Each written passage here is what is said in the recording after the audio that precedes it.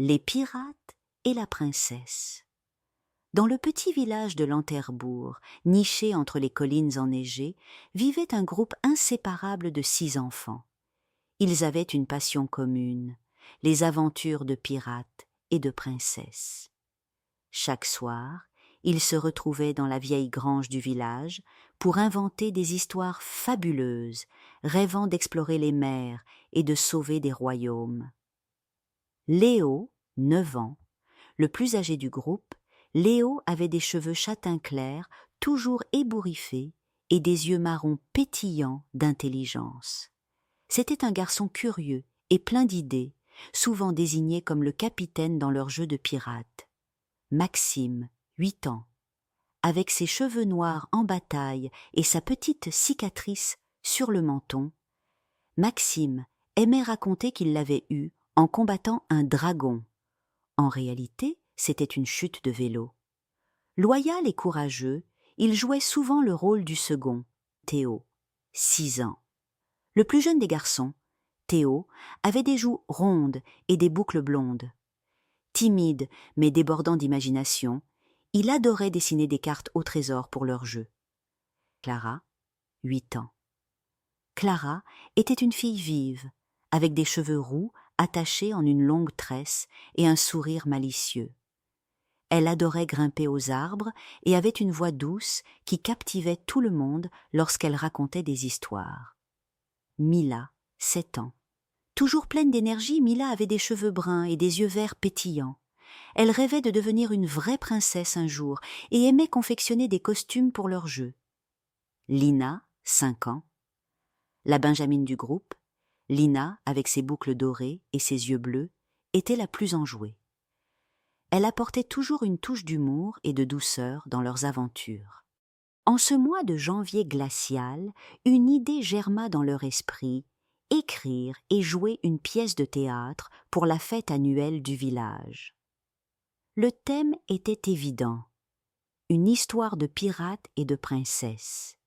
Ils décidèrent que les pirates devraient sauver une princesse d'un méchant sorcier, mais chaque enfant insista pour y ajouter une touche personnelle. Léo voulait un combat spectaculaire avec des épées.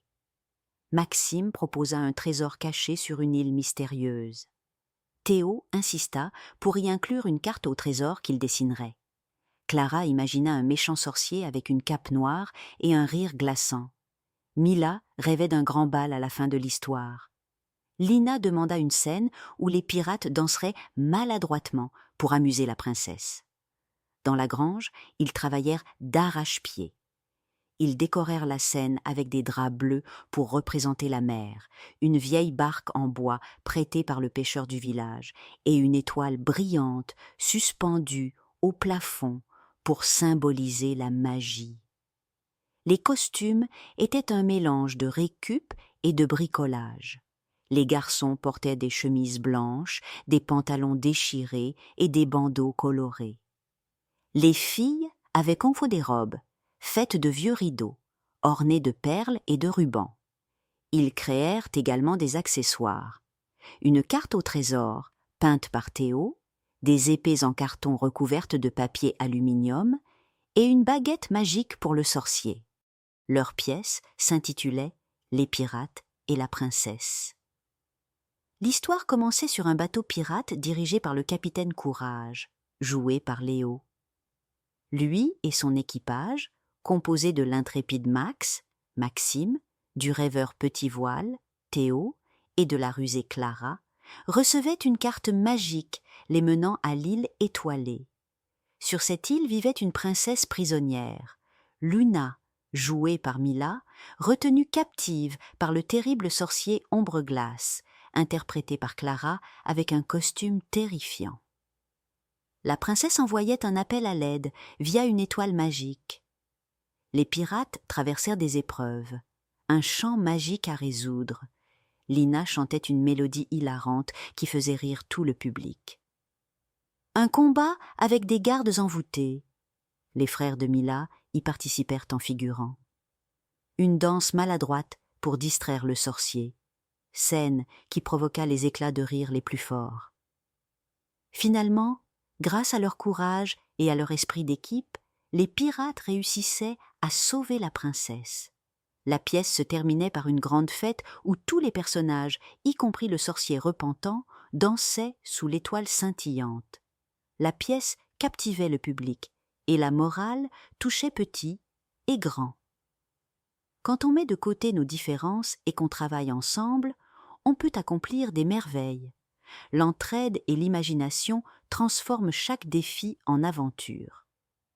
La pièce devint le sujet de toutes les discussions au village. Les enfants reçurent des compliments pour leur créativité et leur énergie. Ils étaient fiers d'avoir partagé leur passion et compris l'importance de travailler ensemble. Léo murmura alors à ses amis: « Et si on écrivait une suite pour l'année prochaine ?» Tout le monde éclata de rire et se mit à imaginer de nouvelles aventures. Bonne nuit, mes petits rêveurs.